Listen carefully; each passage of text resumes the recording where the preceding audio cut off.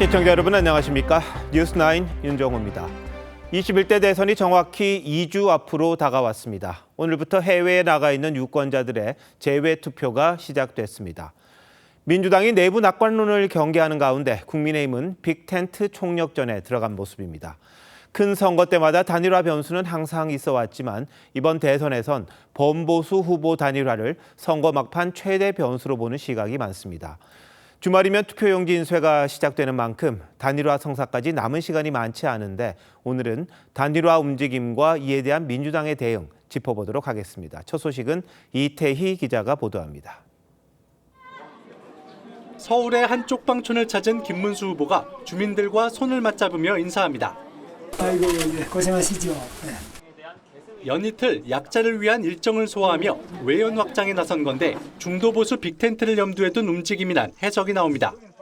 안철수 의원은 당으로부터 받은 깊은 상처를 누구보다 잘 안다며 개혁신당 이준석 후보에게 만남을 제안했고 국민의힘도 이 후보 측과 비공식 접촉을 늘리고 있는 걸로 알려졌습니다.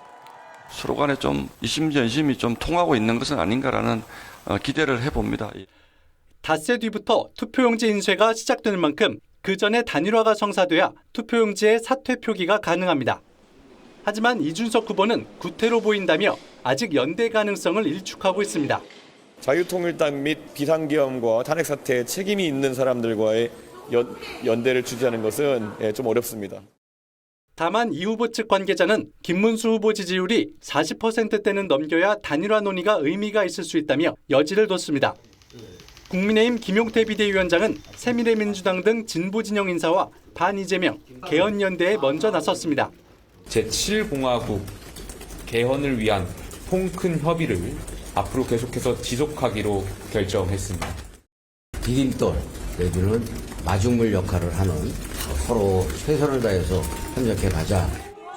후보 단일화를 해야 한다는 유권자는 보수층에서 63%, 국민의힘 지지층에선 78%를 기록했습니다. TV조선 이태희입니다. 국민의힘은 내부를 추스르는 데도 힘을 쏟고 있습니다. 탈당 후 미국 하와이로 떠난 홍준표 전 대구시장이 민주당과 연대한다는 말이 나오자 특사단을 파견했었죠. 나름 성과가 있었던 것으로 알려졌습니다. 한동훈 전 대표도 오늘 부산에서 첫 지원 유세를 시작했습니다. 박한솔 기자의 보도입니다.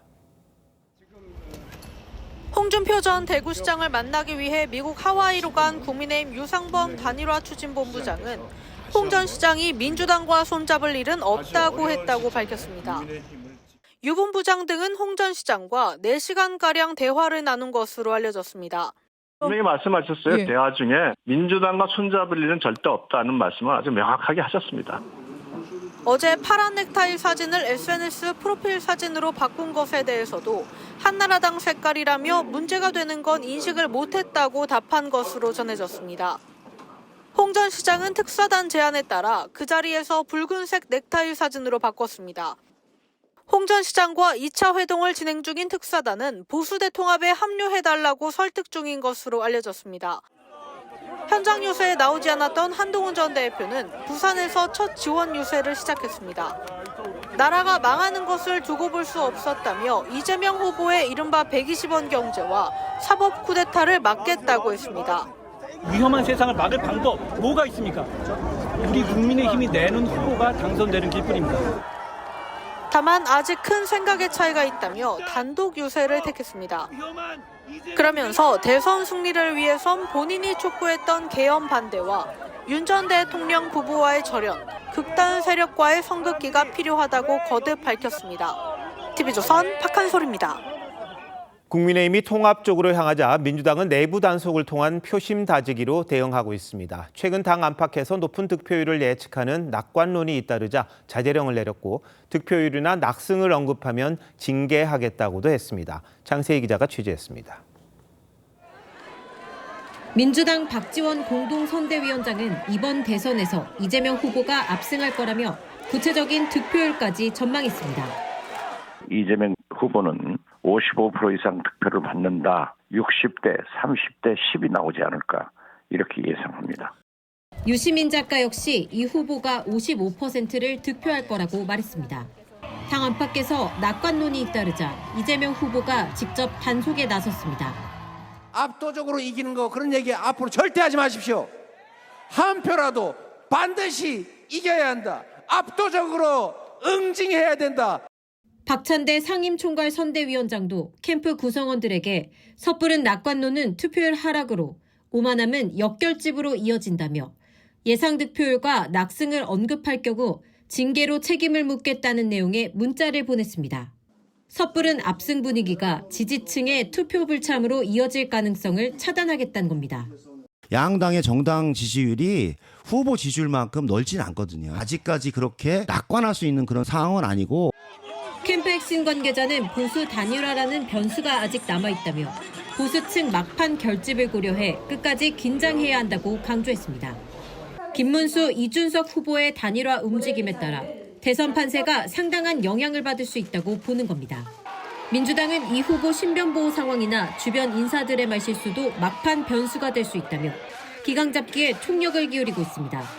TV조선 장세희입니다.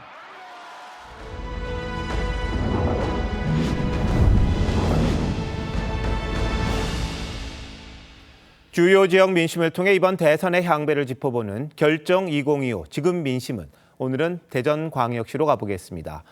대전은 대표적인 스윙 보터 지역으로 선거 때마다 중도 표심의 풍량계 역할을 해왔습니다. 선거를 14일 앞둔 지금 대전의 민심을 장윤정 기자가 듣고 왔습니다. 최근 7번의 대선에서 대전이 선택한 후보가 모두 대통령에 당선됐습니다. 보수와 진보를 가리지 않고 매 선거 때마다 심판자의 역할을 톡톡히 해왔는데요. 민심의 바로미터라 불리는 대전의 민심을 직접 들어봤습니다.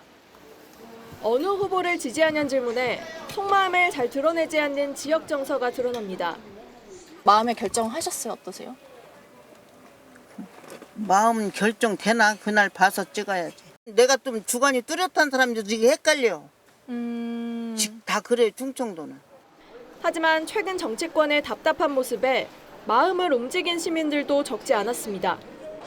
국민의힘은 후보 선출 과정에서의 불협화음 탓에 점수를 잃었고 경선 때도 그렇고 좀 그 과정이 좀 솔직히 제가 봤을 때 매끄럽지 못했다고 생각했기 때문에 좀 그 눈길이 가진 않았다. 활성화 있게 움직이는 그 당이 아니더라고요. 그 이제 통합을 해서 이해를 하고 양보를 하고 끌어들여야 되는데. 민주당에 대해선 공직자들에 대한 탄핵이 맞듣지 않다는 반응들도 있었습니다. 자릿수가 많다고 그래서 그렇게 자기네 맘대로 무조건 탄핵하면 안 되죠. 그런 사람들을 과연 우리가 어떻게 믿겠어요? 탄핵을 서로 행복시키니까. 지난 18일 TV토론회를 계기로 거대 양당 대신 개혁신당 이준석 후보를 대안으로 고민하거나 정당 대신 정책을 보고 판단을 내리겠다는 시민도 있었습니다. 토론 때도 그래도 논리 정연하게 잘 말씀하셔가지고 그게 좀 카리스마적 그 리더십 조건 중 하나도 좀 인상 깊었던 것 같아서. 행정 절차 같은 것도 좀 간소하게 만들고 이런 걸 하는 게 낫지. 내가 되면은 쉽게 말하면 뭐 공항을 만들겠다. 어디 무슨 뭘 투자로 해가지고 최근 공개된 갤럽 여론조사에서 대전과 세종, 충청의 지지율은 이재명 46%, 김문수 29%, 이준석 7%였습니다. TV조선 장윤정입니다. 커피 원가 120원 발언 등과 관련해 국민의힘이 계속 공세를 이어가자 민주당 이재명 후보도 발언 수위가 다소 높아졌습니다. 자신이 하지도 않은 말을 조작했다며 범죄 행위라고 했고 언론도 문제라고 날을 세웠습니다. 김문수 후보는 이 후보 유세장에 등장한 방탄유리를 겨냥한 듯 총 맞을 일이 있으면 맞겠다고 했습니다. 오늘 후보들의 유세 현장은 최지원 기자가 가봤습니다. 더불어민주당 이재명 후보가 유세 도중 국민의힘 김용태 비대위원장을 겨냥합니다. 옛날 여당의 대표라는 분이 한 것 같은데 따옴표까지 쳐가지고 자영업자들을 음해했다. 이러면 되겠습니까? 이런 거 낙선시키려고 허위사실 공표한 명백한 범죄 행위 아닙니까? 앞서 김 비대위원장은 커피 원가 120원 발언에 대해 이 후보가 커피를 너무 비싸게 판다는 취지로 말했다고 주장했는데 민주당은 허위 사실이라며 고발한 바 있습니다. 자신의 경제정책의 일환인 승수 효과를 소위 호텔 경제학이라고 비판하는 데 대해서도 바보라며 일갈했습니다. 자, 치킨 가게 주인이 닭도 사야 되고 양념도 사야 되고 그러면 동네 경제 조금 나아질 거 아니에요. 이런 거를 승수 효과라 그래요. 근데 이걸 모르는 바보들이 있어요. 하지만 국민의힘 김문수 후보는 폭리를 취하면 사람들이 물건을 사겠냐며 싸게 좋은 물건을 파는 게 상인들이라고 비판을 이어갔습니다. 여기 시장에 와가지고 누구 속 터지게 하려고 커피는 원가가 125이다 그러고 이런 장사하지 말고 딴 거 하라든지 뭐 이런 식으로 이야기하는 게. 이 후보가 신변 안전을 위해 유세장에 방탄유리를 세운 것에 대해서도 자신은 경호가 필요 없다고 했습니다. 여러분 저는 이 방탄조끼 입었습니까? 방탄조끼 입고 방탄유리 지금 다 쳐놓고 이런 사람이 대통령이 돼서 되겠습니까? 내가 총 맞을 일 있으면 저는 맞겠습니다. 민주당 전현희 의원은 당사 앞에서 비비탄 총과 흉기를 든 남성이 검거됐다며 테러 위험마저 선거 유세 도구로 삼고 있다고 비판했습니다. TV조선 최지원입니다. 이재명, 김문수 두 후보의 대북 정책과 안보관을 놓고도 연일 공방이 치열합니다.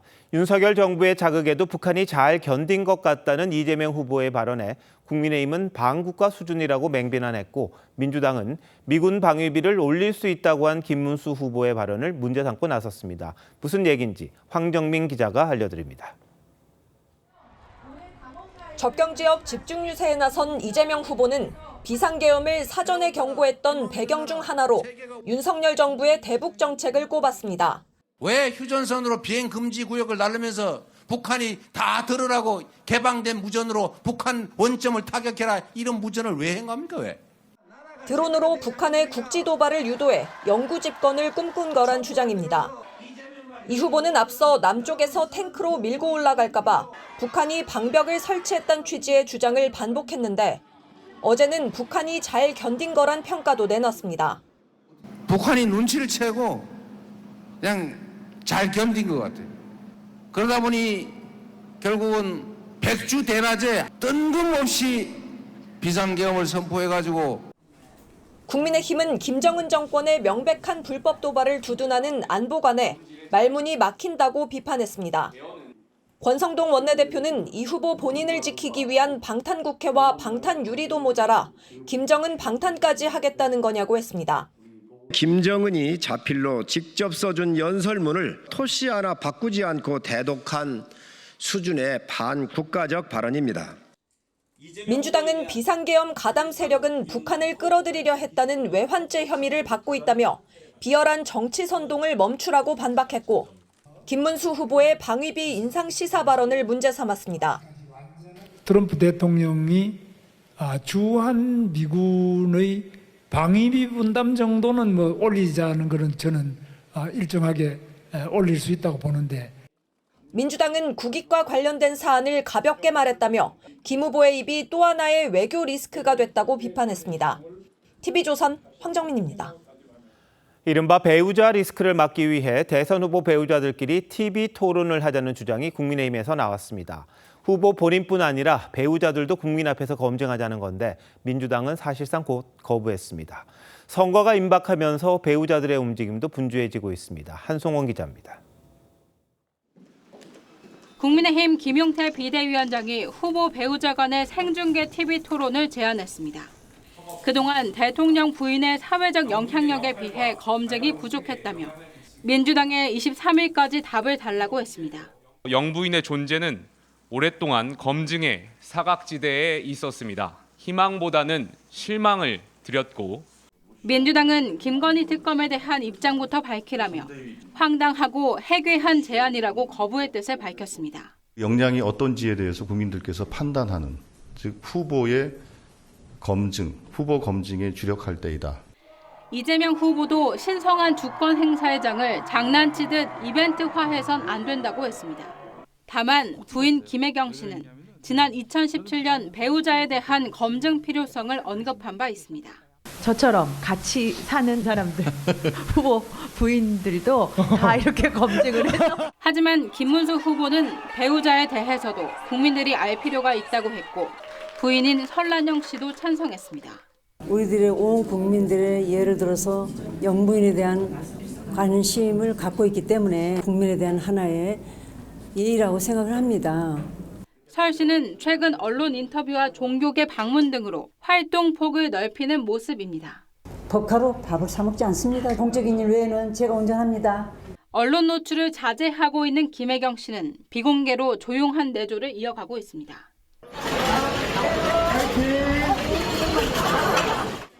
오늘은 5번째로 광주 전남 지역을 찾아 노인복지센터에서 배식 봉사를 했습니다. TV조선 한송원입니다. 대법원이 이재명 후보 선거법 사건을 신속하게 유죄 취지로 파기환송하자 일부 법관들이 주도해 법관 대표 회의를 소집했었죠. 다음 주 월요일 개최를 앞두고 반전이 일어났습니다. 당초 논의하려던 이 후보 상고심 관련은 빠지고 대신 재판 독립과 관련한 내용들을 주로 다루기로 했습니다. 먼저 송무빈 기자입니다.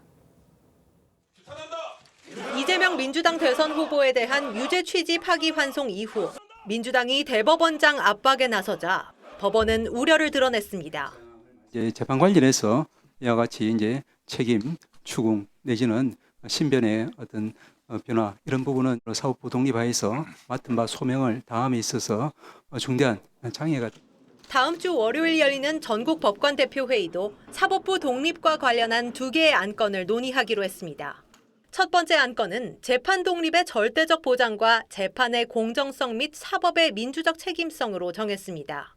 두 번째 안건은 개별 재판에 대한 책임 추궁과 제도 변경에 따른 재판 독립 침해 가능성입니다.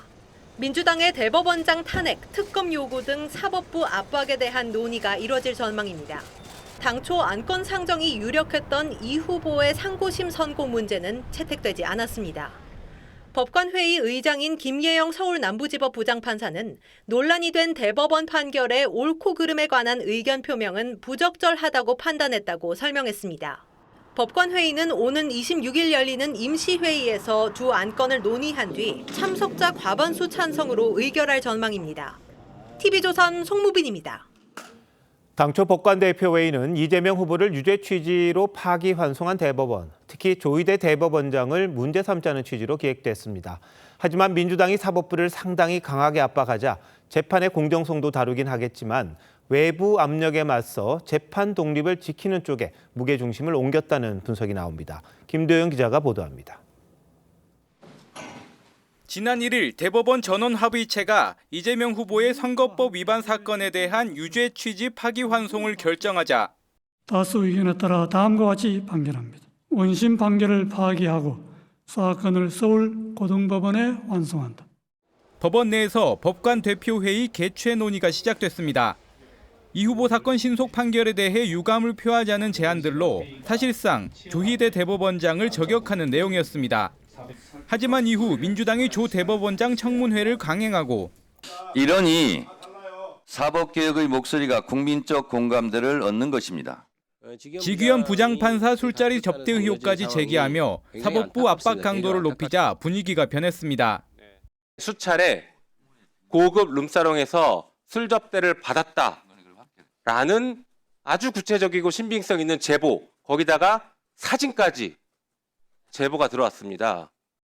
한 현직 부장판사는 명확한 증거도 없이 법관을 공격한다고 비판했고 또 다른 판사는 민주당이 재판에 영향을 미치려 하는 것이라고 했습니다.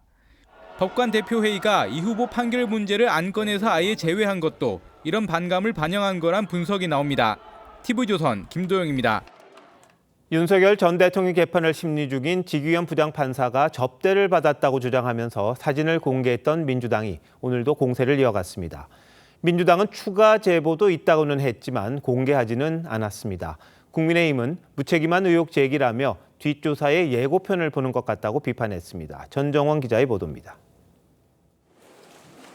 민주당은 접대 의혹을 부인한 지규현 부장판사에 대해 신성한 법정에서 거짓말을 했다며 윤석열 전 대통령 재판에서 배제돼야 한다고 거듭 주장했습니다. 판사가 어떻게 법복을 입고 지엄한 재판정에서 신상 발언을 할 수 있습니까? 이런 판사에게 이 역사적인 재판을 계속 맡겨도 되는 것입니까? 접대를 받은 정황이라며 어제 지 부장판사와 다른 남성 2명이 나란히 앉아있는 사진을 공개했던 민주당은 접대 정황이 담긴 추가 제보가 있다고도 했습니다. 다만 구체적인 제보의 내용이나 증거를 공개하진 않았습니다. 법원의 자체 감찰 움직임을 본 뒤 결정하겠다는 겁니다. 얘기는 여러 건들이 들리고 저희 쪽으로도 다른 건 제보가 들어오고 있습니다만 저희가 공개할 수 있는 수준은 아직은 아니다. 국민의힘은 전형적인 민주당의 아니면 말고식 저질 정치 공작이라고 비판했습니다. 사법부를 입맛에 맞게 재편하려는 사법 쿠데타라고 날을 세웠습니다. 본인들 마음에 들지 않는다고 사찰하고 그런 것들을 예고편을 보는 것 같아서 정말 섬뜩하고. 관련 의혹에 대한 수사도 시작했습니다. 시민단체 등의 고발을 접수한 공수처는 지 부장판사 사건을 수사 3부에 배당했습니다. TV조선 전정원입니다. 서해 피살 공무원 고 이대진 씨의 형 이래진 씨가 법원에 호소문을 냈습니다. 박지원 의원 등 문재인 정부 안보라인 인사들에 대한 재판을 지귀현 판사가 맡고 있는데 끝까지 마무리해 줄 것을 요청한 겁니다. 최근 민주당이 지판사에 대한 접대 의혹을 제기한 게 다른 의도가 있는 것 같다고도 주장했습니다. 한지영 기자가 보도합니다. 더불어민주당 박지원 의원은 국정원장 시절 서해 공무원 피살 사건을 은폐한 혐의로 2022년 서훈 전 국가안보실장 등과 함께 기소됐습니다. 당신 어떻게 이럴 수 있어? 진영입니다. 이 재판은 지귀현 부장판사가 소속된 중앙지법 형사 25부가 맡고 있습니다.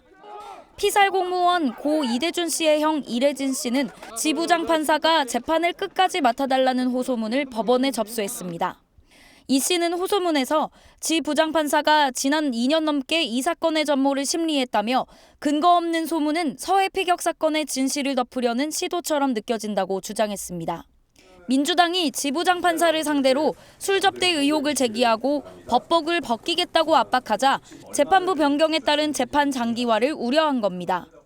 재판부를 교체해가지고 진행을 한다면 그만큼 더 저는 재판 시간이 길어진다고 봐서 1심을 맡았던 지기현 판사가 이 사건을 마무리를 해주길 바라는 마음에서 제가 이 요청을 했습니다. 이 씨 측은 오는 22일 피고인인 박지원 의원에 대한 법정 구속 요청서도 제출할 예정이라고 밝혔습니다. TV조선 한지은입니다.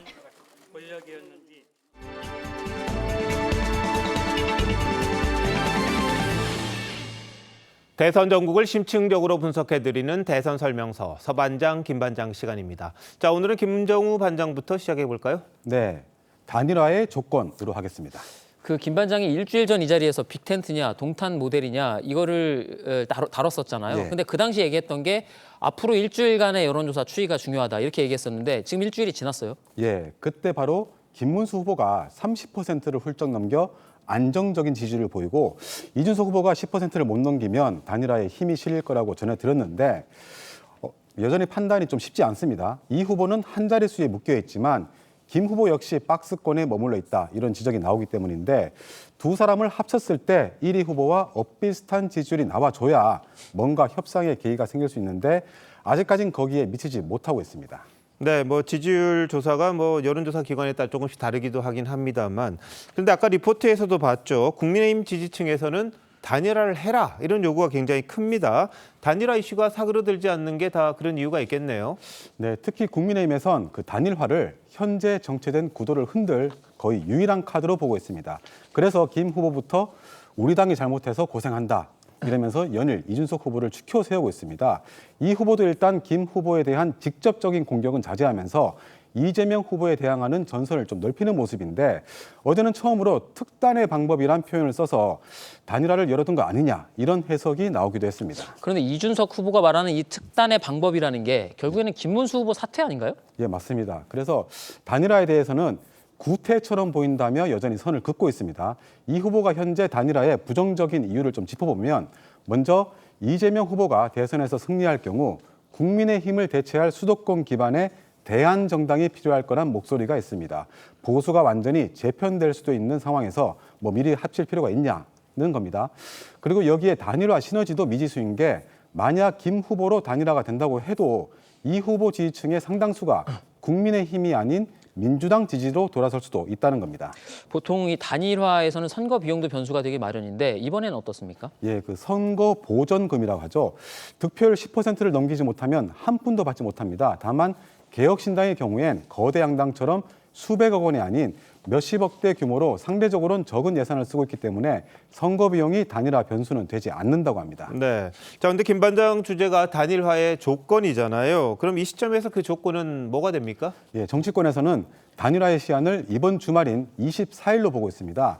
23일 두 번째 토론회가 있고요. 25일엔 투표용지를 인쇄하기 때문인데 결국 이번 주 김 후보의 지지율이 마지막 변수가 될 걸로 보입니다. 아까 보신 것처럼 이준석 후보 측에선 최소 기준을 40%로 얘기하지만 만약 김 후보가 30%대 후반까지 치고 올라갈 수 있다면 보수층 기대감이 커지면서 단일화 여론에 힘이 실릴 가능성이 있습니다. 결국 김 후보가 2, 3일 안에 이 같은 변화를 끌어낼 수 있냐, 이게 바로 관건이 될 전망입니다. 네, 그럼 이번 주가 지나면 단일화 변수에 대해서도 윤곽이 드러날 것 같군요. 자, 이번에 서 반장이 준비한 거는 뭡니까? 예, 제가 준비한 건 호텔 경제론과 무한동력입니다. 지난 18일 TV 토론회 영상을 먼저 보시죠. 이 그림 그리신 걸 보면은 도는 과정에서 돈이 사라지지 않고 계속 돌거든요. 무한동력입니까 그러면? 그 극단적인 예를 한번 들어본 거라니까요. 왜 그렇게 단순하세요? 예, 이 무한동력이란 게 물리학에서 대표적으로 사이비 과학 취급을 받고 있는데 이른바 호텔 경제론도 뭐 그런 비슷한 수준이란 건가요? 예, 좀 짧게 설명을 드리자면 여행객이 예약금 10만 원으로 호텔을 예약을 하면 그 돈이 이 가구점과 치킨집, 문방구 등을 마을을 한 바퀴 돌면서 경제가 활성화된다라는 겁니다. 예약을 취소하더라도 효과는 사실상 그대로라는 건데 민주당은 호텔 경제론을 둘러싼 공세에 오늘 반박문까지 냈습니다. 경제학의 관점에서 호텔 예약을 취소했더라도 경제는 성장한다. 돈이 회전하면서 GDP 규모가 성장하기 때문이란 겁니다. 뭐 경제학까지 끌고 오니까 뭔가 좀 그럴듯해 보이기도 한데 근데 저만 이해를 못하는 건가요? 예, 민주당이 얘기하는 건 경제학 개론에 나오는 이른바 경제 순환론을 말하는 걸로 보입니다. 하지만 허점이 있습니다. 크게 두 가지인데요. 먼저 현실에서는 10만 원을 벌었다고 반드시 10만 원을 쓰지는 않습니다. 뭐 5만 원만 쓸 수도 있고 아예 안 쓸 수도 있잖아요. 맞습니다. 예, 다만 그 부분이야 이해를 돕기 위한 말 그대로 극단적인 비유라고 하더라도 호텔 예약을 취소해도 된다는 대목에선 더 설득력이 떨어집니다. 연쇄 지출 효과처럼 연쇄 회수 또는 취소 효과가 나타날 수 있는 만큼 GDP가 일시적으로는 늘 수는 있겠지만 결국 다시 0이 되는 겁니다. 말씀드렸듯 경제학 개론의 경제 순환론을 설명하고는 있지만 처음 지출을 취소한 경우까지 가정하지는 않습니다. 근데 한번 정리해보면 민주당은 돈이 돌아야 한다. 이걸 좀 강조하는 것 같고요. 국민의힘은 이걸 취소해도 똑같다. 이게 좀 비현실적인 게 아니냐 이런 점을 지적하는 것 같습니다. 네, 그렇습니다. 그런데 호텔 경제론 논쟁 그 이면엔 사실 이 후보가 내세우는 지역화폐 그리고 기본소득 공방이 숨어 있습니다. 돈을 풀어서 경제를 살리자는 이 후보와 그런 퍼주기 정책이 결국에는 재정 파탄으로 이어질 거라는 국민의힘의 공세가 본질인 셈입니다. 그러면 호텔 경제론은 뭐 그렇다 치고 지역화폐 발행은 좀 어느 정도 효과가 있는 겁니까? 사실 상당히 어려운 질문인데요. 이 지역화폐가 소비 진작에 도움이 되지 않고 재정 손실만 남긴다는 2020년 한국조세재정연구원 보고서와 지역화폐가 도내 소상공인 매출액을 높였다라는 통계를 담은 경기연구원의 보고서가 모두 있습니다. 이 후보가 당선될 경우 지역화폐 발행을 통한 경기 활성화 정책이 국가적 차원에서 실시될 가능성이 높아 보이는데 분명한 건 실제 정책 추진에 있어서는 적어도 호텔 경제론보다는 더 꼼꼼하고 현실성 있는 검토가 필요하다는 겁니다. 네, 결국은 재원이 한정되다 보니까 그럼 세금으로 할 거냐 아니면 경기 활성화를 위해서 어떤 정책을 내놓을 거냐 뭐 아주 굉장히 그 면밀한 검토가 있어야 되지 않나 싶은데 유권자들이 또 고민을 하시겠군요. 두 반장 잘 들었습니다.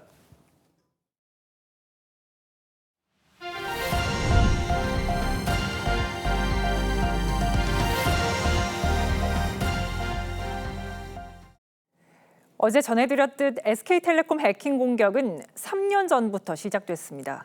3년 동안 피해도 금전적인 요구도 없었다는 점에서 이번 해킹이 정치적 목적으로 진행됐을 거란 우려가 나오고 있습니다. 중국 해커들의 수법이 사용됐다고 하는데 먼저 이번 해킹의 특징을 임유진 기자가 취재했습니다. SK텔레콤 서버에서 발견된 악성 코드 25종 가운데 24종은 BPF 도어 계열입니다. BPF 도어는 정상적인 인증 대신 몰래 서버를 드나들 수 있는 일종의 비밀 통로입니다.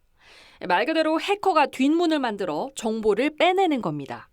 한 번 침투하면 장기간 잠복해 있다가 해커가 특정 신호를 보내야 활동을 시작해 탐지가 쉽지 않습니다. 공격 그 양태가 상당 기간 장기간에 걸쳐서 은닉하고 활동이 그 일반적인 뭐 그런 것들하고 좀 차이가 있는 점들이 있어서 중국 해커들이 전형적으로 쓰는 수법으로 2021년 중국 해커 조직이 중동과 아시아 통신사를 공격할 때 처음 그 수법이 알려졌습니다. 미국의 보안업체는 우리나라 통신사가 지난해 2차례 이 방식으로 공격받았다며 그 배후로 중국 해커 조직을 지목했습니다. SK텔레콤의 금전 요구가 없었다는 점도 중국 해커들의 사이버 스파이 활동을 의심케 하는 대목입니다.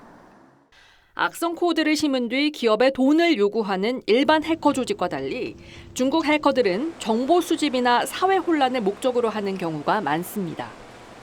금전적 목적은 확실히 아니다. 중국 해커 그룹들이 이 다른 나라의 기반 시설을 공격하는 데 많이 활용해 왔던 것은 사실입니다.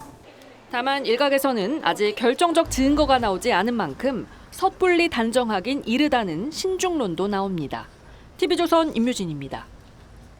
해킹 수법이 갈수록 정교해지면서 한 번 해킹 사고가 나면 피해는 걷잡을 수 없습니다.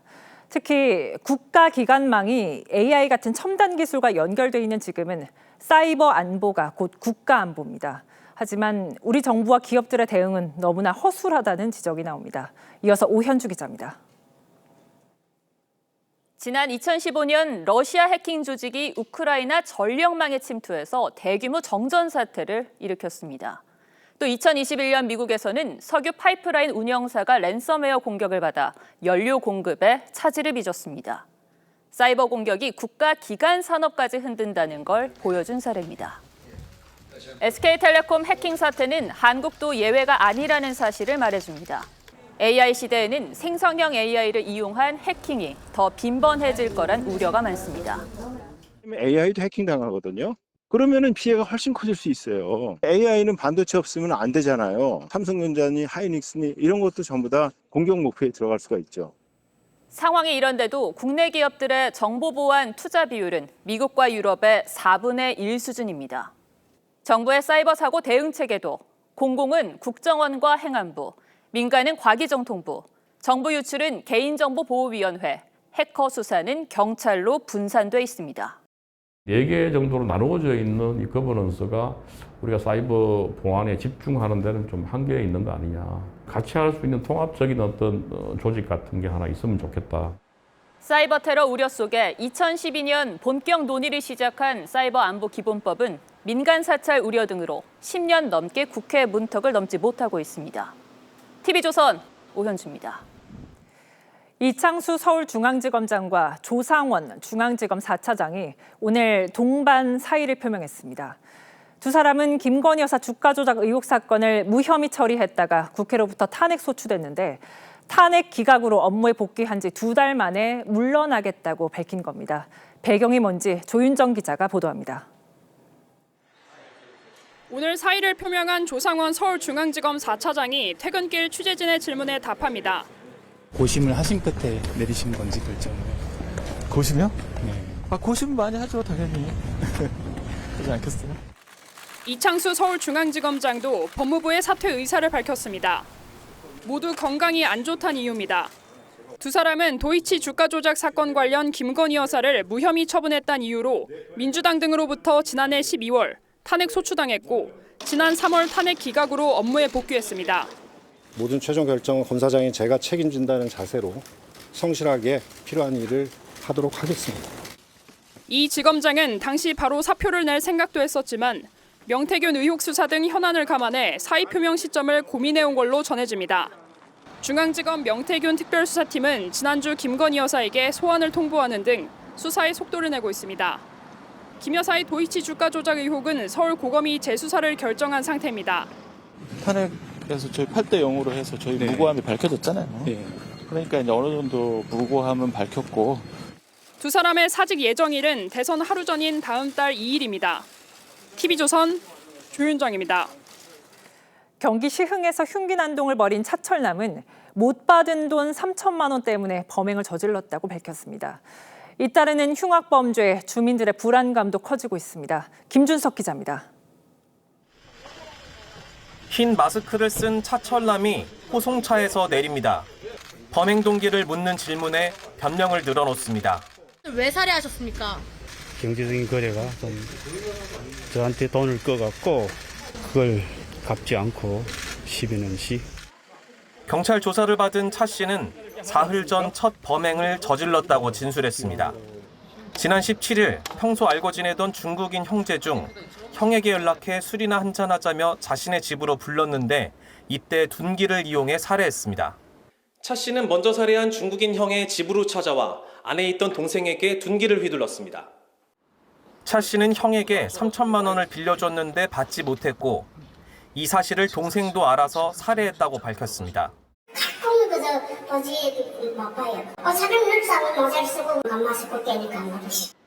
차 씨의 범행은 어제 집 근처 편의점 점주와 집주인을 각각 흉기로 중상을 입히면서 모두 드러났습니다. 우리가 여기 와서 3년 됐어요. 그럴 일 한 번도 없어요. 걸려서도 언제든 우리도 한 대 그냥 주시고요. 우리도 선물도 주시고. 어제 새벽 경기도 동탄에 이어 시흥에서도 흉악 범죄가 발생하자 주민들의 불안감은 커지고 있습니다. 무서워서 그렇게 6시 문 닫고 들어갔다니까요. 옆집에 사람들하고 이렇게 이야기하다가 술 먹고 길거리 자꾸 못 걸어가고 그런 사람들 보면 우리 피하지. 경찰은 오늘 살인 혐의 등으로 차 씨에 대한 구속영장을 신청했습니다. TV조선 김준석입니다. 정부가 사직 전공의들이 복귀할 수 있는 기회를 다시 한번 주기로 했습니다. 약 3천 명이 복귀 희망 의사를 밝혔는데 이제는 돌아와야 한다는 의료계 내부 목소리도 커지고 있습니다. 임서인 기자입니다. 대한병원협회 홈페이지에 5월 전공의 모집 공고가 올라왔습니다. 강경했던 사직 전공의들의 분위기가 최근 달라지면서 3월과 9월 정기 모집 외에 5월 추가 모집을 실시한 겁니다. 대한수련병원협의회 설문조사 결과 사직 전공의 4,700여 명 가운데 61%인 2,924명이 복귀 의향이 있다고 답했습니다. 15%는 즉시 복귀, 46%는 조건부 복귀 의향을 밝혔습니다. 특히 4년차 전공의가 이달 내 돌아오면 내년 2월 전문의 시험을 볼 수 있어 의사 인력 배출도 숨통이 트이게 됩니다. 저는 사실은 복귀를 할 생각이 있는 사람인데 충분히 얘들이랑 얘기를 해가지고 그 다음에 생각을 해볼 것 같아요. 정부는 이번에 들어오는 전공의들에게 원소속 병원 같은 과 복귀를 허용하는 특례를 적용하고 입영도 최대한 연기해준다는 방침입니다. 대한의학회 등 5개 의료단체도 이번 특별 모집이 의료 현장 회복에 중요한 전환점이 돼야 한다며 전공의 설득에 나섰습니다. 하지만 복귀 시 부담을 우려하는 목소리는 여전합니다. 의혹이나 주변에는 좀 복귀하고 싶다라고 얘기를 했는데 호응이 하나도 없어서 들어가면은 혼자서 근무표를 다 채워야 되는 꼴이 돼버려가지고. 현재 병원에 근무 중인 전공의는 집단 사직 사태 이전의 12% 수준에 그칩니다. TV조선 임서인입니다. 정부가 가계빚 관리를 위해 지난해부터 단계적으로 대출 한도를 조이고 있는데요. 오는 7월부터 수도권 대출 문턱이 한층 더 높아집니다. 이번 규제로 어떤 점이 달라지는지 노도일 기자가 보도합니다. 금융당국이 예정대로 7월부터 스트레스 DSR 3단계를 시행합니다. 작년 2월부터 돈을 빌린 사람의 대출 금리에 가산금리를 더해 대출 한도를 정하는 스트레스 DSR을 적용해왔는데 가산금리를 1.5%까지 올리겠다는 겁니다. 적용 대상도 은행과 이금융권의 주택담보대출과 신용대출, 카드론 등 모든 가계대출이 포함됩니다. 이렇게 되면 지금은 연소득 1억 원인 직장인이 혼합현금리 4.2%로 주택담보대출을 받을 경우 6억 3천만 원가량 대출을 받을 수 있지만 7월부턴 한도가 3,300만 원 줄어듭니다. 소득이 5천만 원이라면 약 1,700만 원 감소합니다. 다만 지방은 건설 경기 불황으로 신규 대출이 줄고 있어 올해 말까지 지금과 동일한 0.75% 스트레스 금리를 유지하기로 했습니다. 수도권과 지방을 좀 차등을 하겠다라는 취지는 결국 강화를 하는 데 있어서 속도의 차이를 좀 두겠다. 그거는 대출 문턱이 높아지면서 금융 취약층이 상대적으로 불리할 수 있다는 지적도 나옵니다. 좀 저가주택에 대해서는 진짜 집 한 채가 필요한 서민들에 대해서는 약간 그런 게 부담이 많이 될 것 같아서. 대출 막차 수요도 몰리고 있습니다.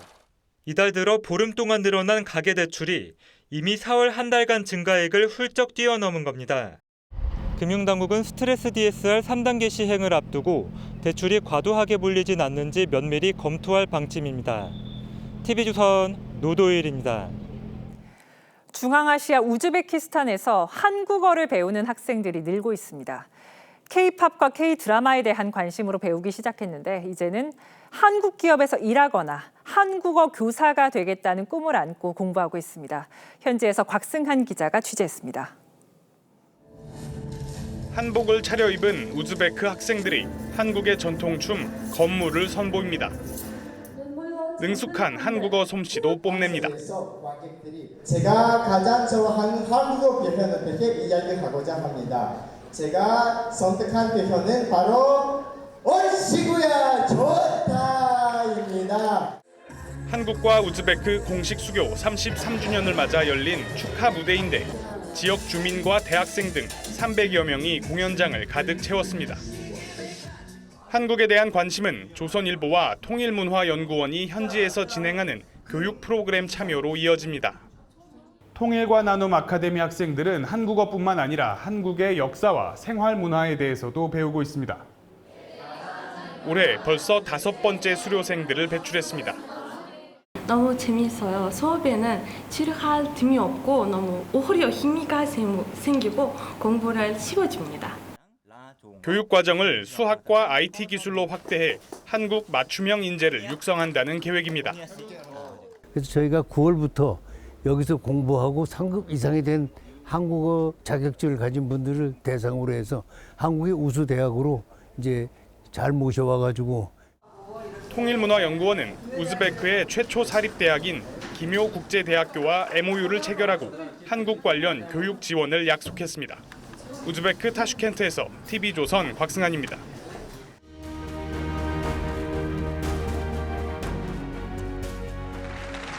Georg Dreimann, der Dichter. Ich will ihn überwachen lassen. Der OTS steht ab morgen früh auf dein Zeichen für die Verwanzung bereit. 1984년 공산사회의 동독, 악명 높은 국가보위부 슈타지는 극작가 드라이만을 감시합니다. 슈타지의 목표는 단 하나, 감시하고 모든 것을 알아야 한다는 겁니다. Finden Sie was? Ich will beim schlimmsten Feind nicht geraten haben, mich zu enttäuschen. 그렇게 그들은 국민의 삶을 훔치고 인생을 파괴했습니다. Kennen wir uns? Sie kennen mich nicht, aber ich kenne Sie.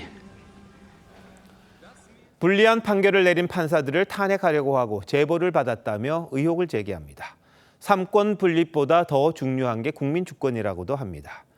특히 윤석열 전 대통령 재판을 맡고 있는 판사에 대해서는 룸살롱 접대를 기정사실화하며 압박합니다. 담당 판사가 재판에 앞서 의혹을 부인하자 사진 3장을 공개했습니다. 이걸 보면 누구와 뭘 어떻게 주고받았고 실제 대접을 받은 건지 불분명합니다. 그러면서 법원을 향해 알아서 밝혀내라고 합니다. 접대 여부는 수사가 진행되거나 대법원 감찰이 제대로 진행되면 안 밝혀질 수가 없다고 판단하고 있습니다. 사실 여부가 드러나기도 전에 민주당은 법복부터 벗기라고 합니다. 그러려면 의혹을 제기한 쪽에서 접대와 윤 전 대통령 구속 취소의 연관성부터 증명해야 하는 건 아닌지요. 민주당의 의혹 제기에 의혹이 제기되는 건 과거 이력 때문입니다. 대표적인 게 윤 전 대통령과 한동훈 법무장관의 청담동 술자리 주장이었습니다. 김앤장 변호사 30명, 윤석열 대통령도 청담동 바에 합류를 했습니다. 사실이 아닌 게 거의 드러났는데도 여전히 의혹을 제기한 쪽은 진실이 묻혀 있다고 반박합니다. 최근 사법부에 대한 민주당의 공세, 이재명 후보 스스로 주도하는 측면도 있습니다.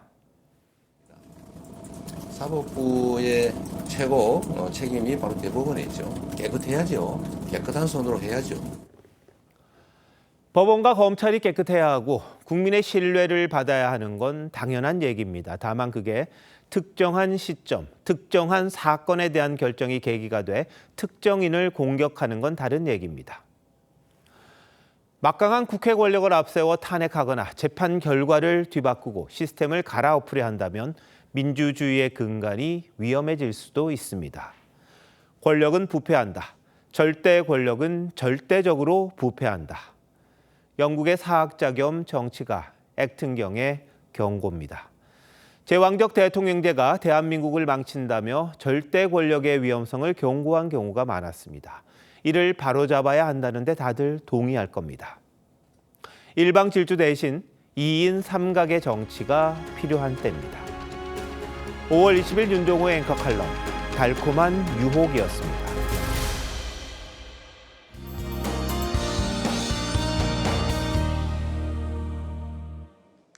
내일은 본격적인 농사의 시작을 알리는 절기 소만인데요. 내일 전국 대부분 지역에 비와 소나기 예보 들어 있습니다.